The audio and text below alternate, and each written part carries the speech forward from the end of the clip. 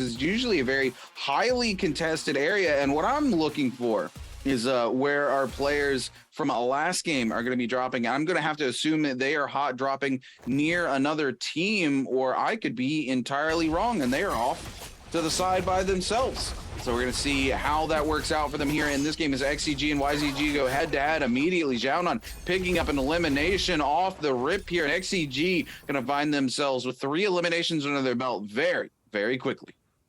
I mean, look at the kill feed. It's scrolling up like credits at the end of a film. Already seeing quite a few people going down. A lot of action already, and the scoreboard on the left is constantly changing. GG, XCG already with 3 kills, and SD with 2 kills themselves as well, as Wolves are looking to try and deal a blow to BLD here. Scale Rush is potentially achievable there. Does clip actually there with a great sword scale rush from Wolves 14 onto Lubs. Lubs lose a fair amount of HP, and that big swipe from the sword is countered. Able to dodge back away and pick up the weapon. They're jumping in and looking to make quick work of the BLD members, but the Wolves do lose a player. One Feng is down, one of the star players for this team. No Monk transformation available to 14 as well. They actually do pop the Matari out of there for the moment. You just trying to dodge away for the moment. Jumping in the Clang, the counter comes in, and BLD are actually starting to beat out Wolves pretty wholehandedly here. Close towards this transformation as the Sandstorm comes out. And that is going to be enough for Wolves to run away from this fight. They cannot continue this.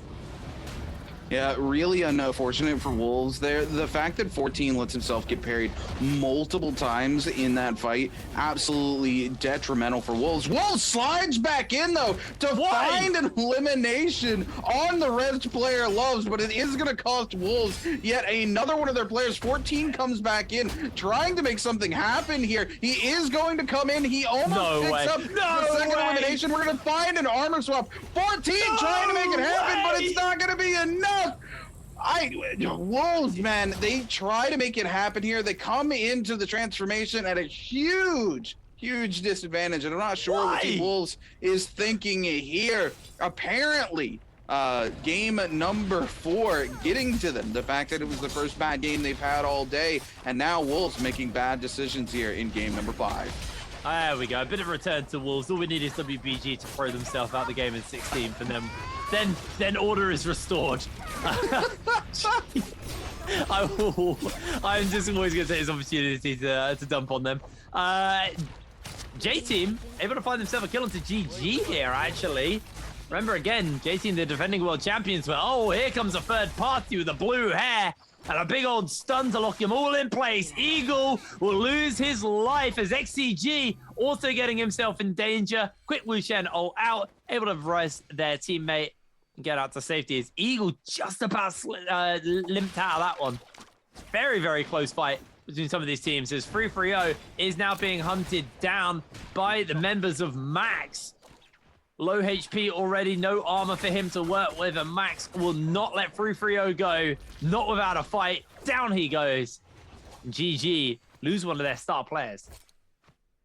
And now GG is stuck with just Miskia left alive, and I don't believe either of the other players have resurrections available to them, right? So Miskia, unfortunately, the last remaining member of the team, already early on. GG off to a good start, and then watching it crumble after a third and fourth party follow through and make things extremely difficult for the likes of Team GG. XCG coming back through here was able to get an IHQ back up, so they still hold on to those resurrections at the moment and find themselves with at least one elimination under the belt here as we take a look at Y2G moving across here, looking for a little bit of loot and potentially a team to engage with, because they are pretty heavily looted here with all purple armor and most of them with purple weapons in hand here.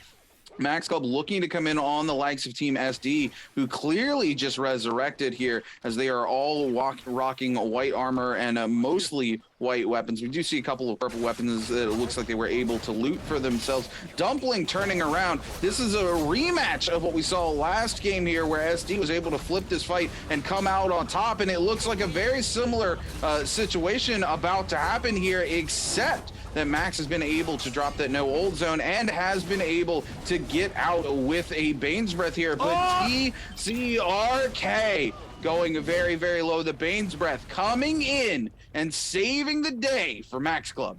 Wow, Max are looking kind of mad, actually. Really, really impressive stuff coming out from those guys, as Kame, they're going to finish up the TM players, but they are going to transform before this gets a little bit too hairy.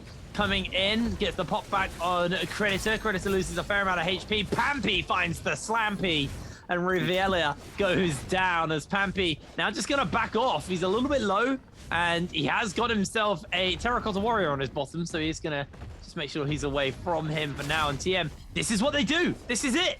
That perfect TM textbook play. Jump in, find the kill, wait for things to kind of cool off, get as much of a reset in as possible, and then rejoin into the fight. Kame was doing a good job of kind of buying space for the rest of the team while they got a pot off. And now Pampy, he's back to full health, back to full armor, well, almost full armor, and he can just look to finish up the rest of these kills. It's just it's that ebb and flow style. It's so good to watch from TM.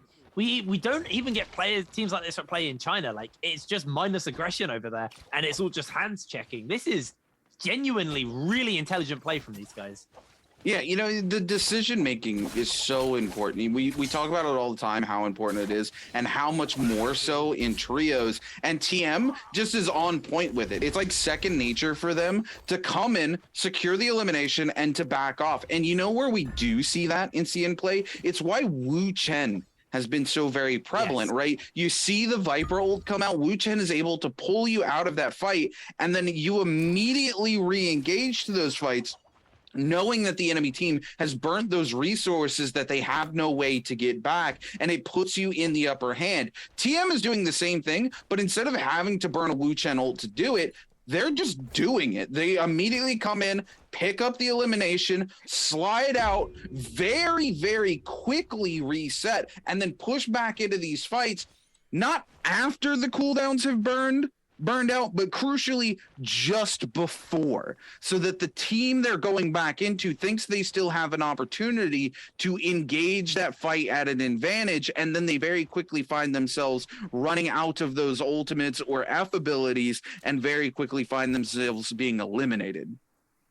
Well, Roma Yang's going to start to spawn up, so we're going to get some action. We're about to get some fights here, as no zone does get popped as EWG find themselves in somewhat of an engagement with the members of TM. Iran just trying to find those cannon shots off, but not actually able to land anything for now. The Roma Yang will be spawning up fairly soon. Iran gets himself caught, and his health bar is just obliterated. It's a no ult zone. He can't use his safety card in his ultimate right now. Is going to go for the full heal, but that Zephyr just absolutely chunks them out. Really, really big pick. And actually, we have other teams joining in as well. Who's going to head in? It looks like already TM wanting to find themselves a pick and just getting into this zone as quick as possible. There are the kills for them. They're going to run into the Roma Yang. They're happy to do so. And it looks like over on the other side, EWG are going to be throwing hands with WBG, BLD versus 17JL. And the transformations are coming out. The repeating crossbow from Benchu going to be so effective to deal with mines. Look at the health bar. He is just going down, but the grab doesn't quite make it, unfortunately. Loves continues just to kind of poke his head around the edge of the wall, land those shots in. Repeating crossbows are so effective in these zones when there's a monk around. Mines loses most of his health bar. He's going to have to de-transform to keep himself alive now. 17JLAS has found himself a grab, though, in response. Gets himself the re-grab and 2 slams to follow. Is going to lose his transformation, but both of the Terracotta Warriors are unleashed onto the battlefield as everybody scrapping it out for this fight, scrapping out to see who's going to win. This is a very, very close fight here as Mines and AS going toe-to-toe for the moment, as the repeating crossbow again just continues to cause a nuisance in the middle of the fight. The bell gets popped by AS. 19% before his ultimate is up. I don't think he's going to have that up and available. And I don't think Mines is going to be with us for long because he is low HP. But the uppercut comes in from Loves onto Benchu. Benchu's low HP. Doesn't quite get the next one. There's the counter. There's the kick to follow it up as Loves now has to deal with everyone. Great dodging from him, but it's not going to be enough. Down he goes. A close fight by 17JL.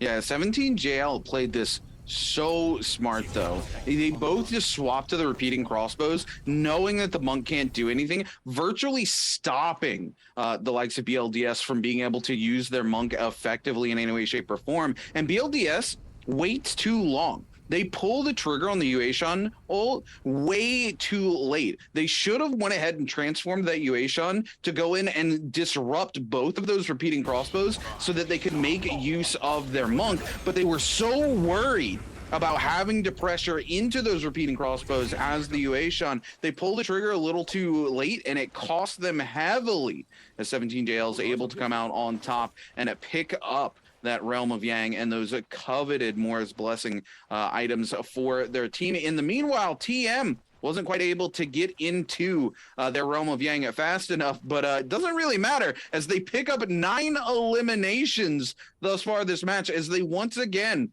slowly pick off individual members one at a time and climb their way to the top of the leaderboard. Do you know what's interesting? Nobody has opted for a Draco Storm. We've had Draco Storms today, but nobody's opted for it. When they win the Realm of Yang, they don't pick Draco Storm. It's only been Vermilion's Bird's Might, and then second, they'll get the Mystic Might.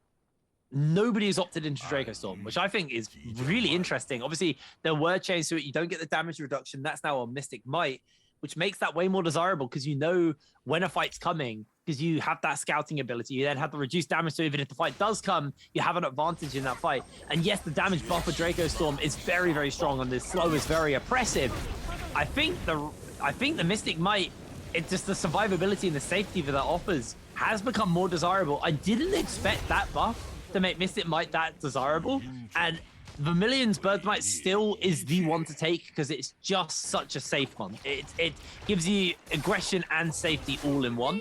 But I do find it very interesting that the players are opting away from the Draco Storm, and it looks to be the least desirable buff right now for the players. Yeah, absolutely. And, you know, honestly, I think there's situations, again, I think earlier when we saw TM there in game 3, where they knew they were coming out of the Realm of Yang and they knew they were going to be immediately contested. I don't think that Mystic Might was the choice there, right? It didn't really offer them anything but a little bit of damage reduction, whereas Draco Storm, while they're being chased, is going to cover them and protect their backside. It was going to be the much better option for them, especially if they wanted to potentially turn around and maybe take the 2v3, having that combat buff. But at the moment, the Mystic Might in general serving many of these teams much better because scouting and having information as well as the safety net of that damage reduction is just huge for so many of these teams. As we take a look here, BLD on the receiving end of some pain here from 17JL, and they can't really afford to run away from this fight. They need to wait for 17JL, there we go, for the monk to go down, and BLD is on a timer. They've got a minute and 20 seconds before they get yanged, so they need to push back in here and very aggressively find some eliminations for themselves. Absolutely. Well, 17JL about to lose that, so actually it might just be looking to back off because it's going to get to that point where you might lose the fight before it's worth it. Like, you might lose the fight, and if you lose the fight in the next 40 seconds, you're in trouble because you've only got 30 seconds left on the Bird's Might. So, actually, it looks like 17JL are just going to get ZU caught out here. And this is getting hairy. Wait, they've lost it. It's gone. This is bad. Bye-bye, ZU. You are down, and there's no Bird's Might. You're going to lose your loot. That was really unlucky for 17JL, actually. They lost a lot for that. Yeah, Mines has got at least one player now who's been able to get hold of a Soul Bloom Essence for themselves, but the rest of these players are about to get yanked. I do believe it's just going to be Paralyzed that holds on. I'm not sure why Mines is bothering to burn the resources here. Like, why are you taking time to heal? You're a ticking time bomb getting ready to explode. Look, he's dropping all of his money. Smart play here. Knows he's gone, and his teammate's going to have to come back and buy him back here. So is dropping money for him to be able to do so. Paralyzed coming in here, sees them trying to go back for the resurrection here. He's got to win this 1v1 and hope that the other members from 17 Jails don't show up. There's Benchu, there's Team GG. Paralyzed in a very, very bad situation at the moment. He was the only player able to get that Soul Bloom essence, and the rest of his team gets sent off to the Shadow Realm. They get yanged, but speaking of which, we are going to now have WBG going toe-to-toe with VNGC here. Transformations coming out immediately on both sides. Sleepwalker with the golden hands is throwing them down, but Sleepwalker's actually lost so much HP already. He's low, he's down, he can't even de-transform. Royal Hill able to get it off in time and just about survive. VNGC are walking over WBG right now in this fight, desperately trying to see if they can find some level of a turnaround. Jing jumps in forwards, able to actually find one kill onto Simpson, misses the scale rush off the pillar, jumps over the shot going in towards him as Fat Milk has transformed himself and is looking for PP but can't quite get him as Jing backing off. PP low HP. Jing is going so low as he is going to get taken down. Fat Milk actually de-transforms in time, but that is it. A very, very quick fight and a very, very quick win for VNGC.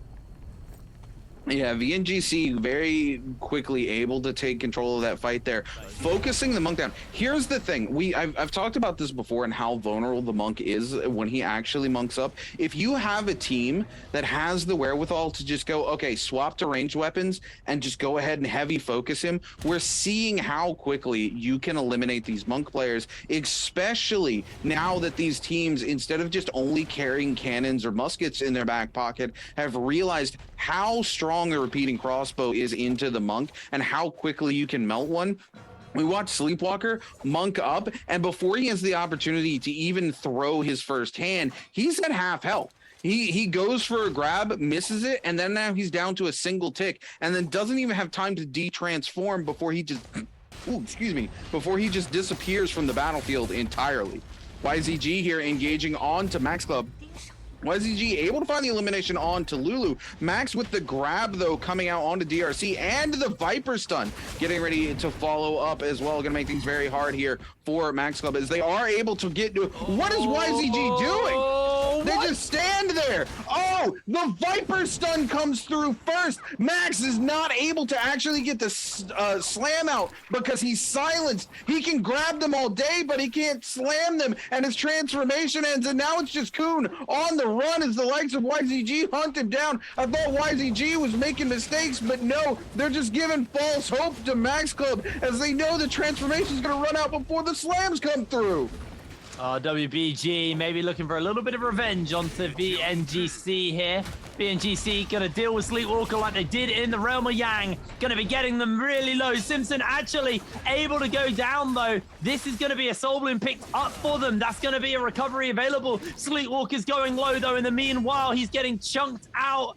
They are looking to turn it around though. In comes PP for WBG to try and turn the game around as Fat Milk falls. WBG, they might have lost in the Realm of Yang, but it looks like they might have just found their opening, their ability to come back. If the 1v3 comes through, it is going to be the hypest thing ever. He gets the armor swap off, he recovers. Royal Hill got Sleepwalker so low, he's going to transform. He's forcing WBG away. PP is going to dodge away on 1 grab, 2 grabs, 3 grabs. Can he avoid everything? The de-transformation comes in as now in comes the sapping blizzard to deny any rage from these players, and Royal Hill gets the knock on the PP, finishes him up 1 versus 2. There's no way he pulls this off. Royal Hill takes out WBG. What a play!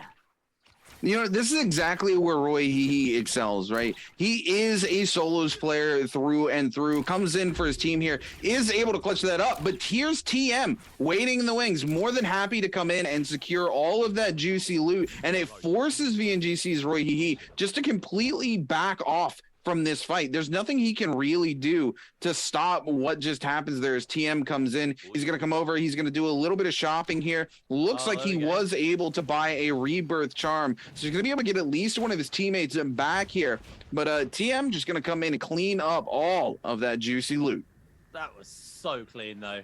Royal Hill, I don't want to call him Royal Hill. My brain wasn't working there, but really, really nice stuff there from Royal High here. Gets that rebirth as well, so we'll be able to bring back one of his teammates, but they need to find another one if they want to get the whole team back together, the whole squad back together. But really, really clutch stuff. Again, a bit of that was the Mystic Might, the damage reduction that it now gets taken from the Draco Storm and added to Mystic Might. Basically secured them that fight, because there were moments where they could have gone down earlier, but they were able to survive.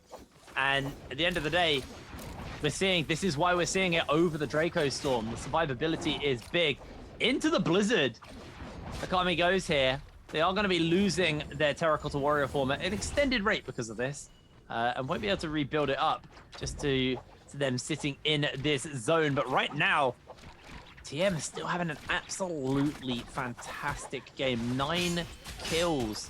That's how many they've been able to pick up, and 3-3-0 back against the wall. Bell popped, but I don't think it's going to do him too much, because he himself is going to be popped by Akane. He sets himself another kill. 5th kill on the lobby, 10th on the game. 10th kill for the team. Looking very, very good. And Miss Kia is now getting run down by XCG. Going to freeze themselves up, try and get away, but this Blizzard is going to be such a nuisance for all of these players. XCG, they've got the warm buffs, so they're okay. And GG being a little bit hit and miss today, to be honest with you.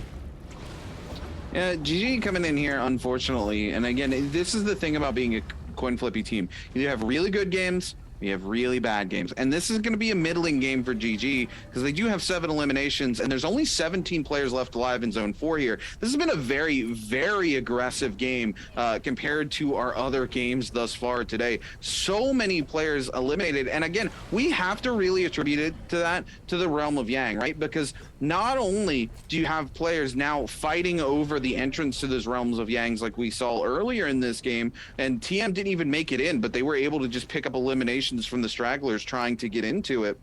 But after those realms of Yangs, you have players who come out and they are on a timer. It is do or die.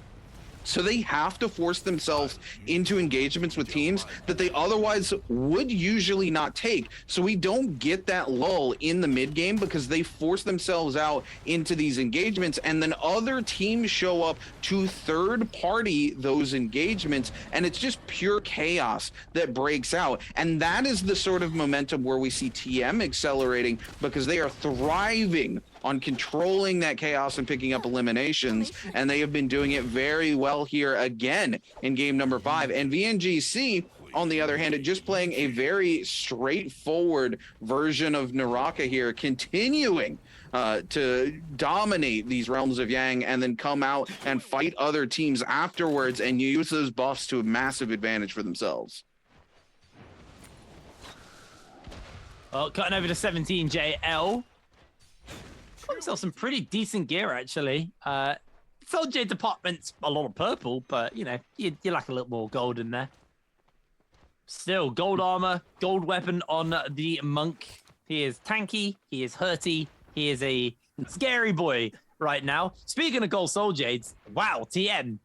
That's 4 on Unique. 1 on Pampy. I'm going to assume that's Skyforce. I'm going to hazard a guess. I can't speak Chinese, but if that's the case, Akami also has Skyforce.